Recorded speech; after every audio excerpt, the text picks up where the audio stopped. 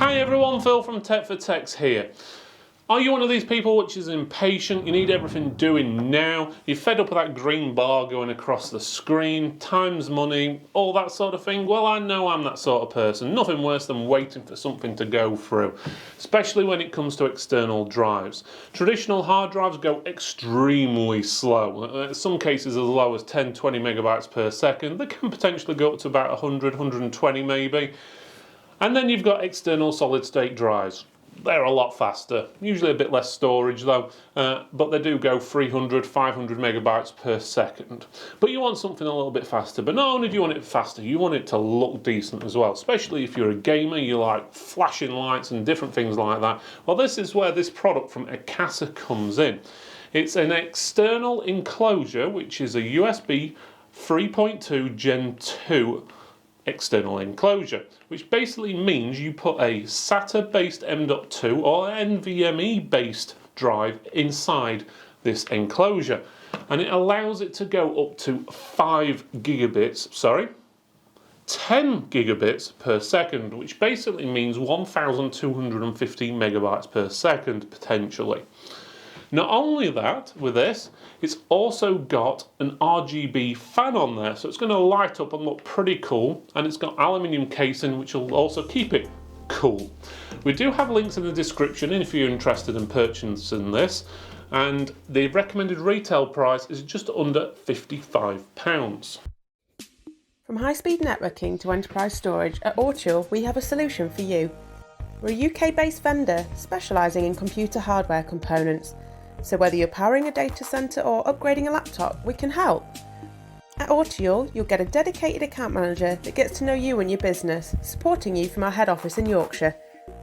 All our products are OEM compatible, tested in-house to ensure performance.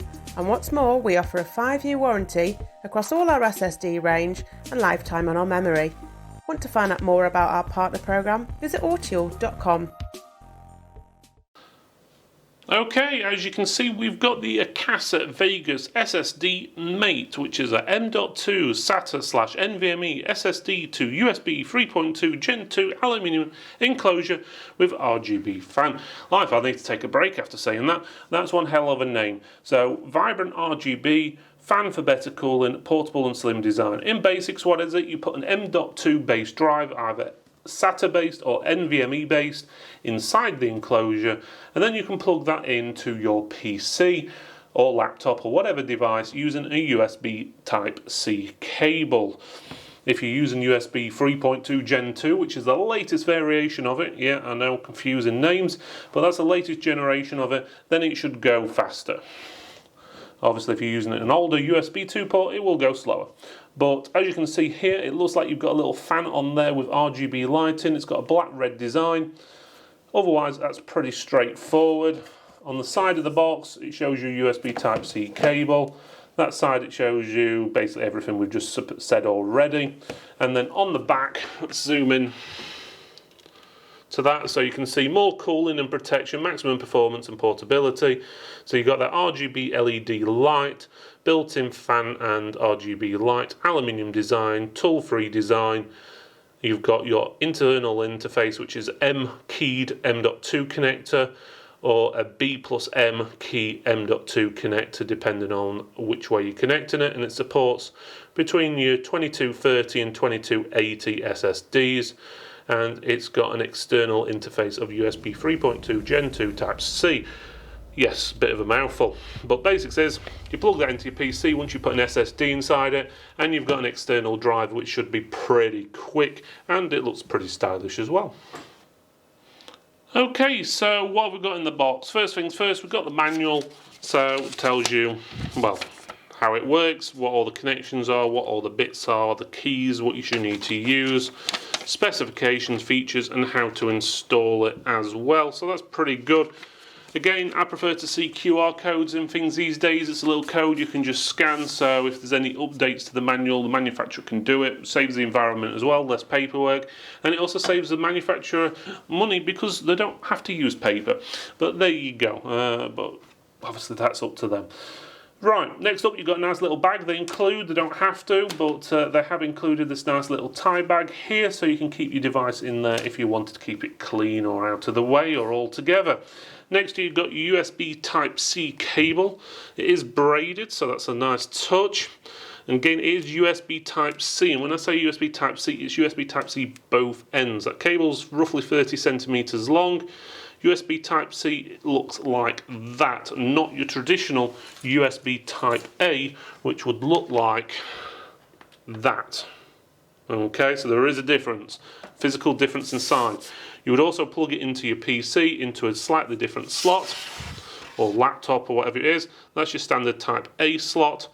That's Type-C, so it would plug it into there. If you haven't got a USB Type-C slot on your device, this might be not the device for you, or you need to go out and get an adapter. Would have been nice for them to include an adapter or a separate cable, which would have been USB Type-C to USB Type-A, so you could use either or at your discretion. For the device itself, as you can see, it says Akasa. It's got a black aluminium, and as that's red is also aluminium as well, and the back, that's aluminium as well, so it's an aluminium brick is the best way of doing it. It looks like it's a heatsink design. You've got that fan there. It's got ventilation holes at each end so it can suck in or blow air out depending on which way it's designed. And then you've got that fan which is going to light up as well. To get in the bottom, it shows you a little lock sign there, so I'm guessing we have to push like that. So you pull this bottom end across and it flips open. You then get your SSD and stick it inside there. Okay, now you need to get your SSD and insert it inside of the enclosure. First of all, you need to check what size it is. So this is a full length 2280, so that means this little orange thing here needs to move back to there. It just pulls out and basically pushes back in. You have to press down a little bit for it to clip into place. Once it's there, you get your NVMe. I'm using a Western Digital Black, as you can see there. I'll get it the right way around. It's the SN750. This is capable up to 3,150 megabytes per second. Unfortunately, USB-C doesn't go that fast. It still goes pretty quick, don't get me wrong, but it won't be going at 3,000 megabytes per second.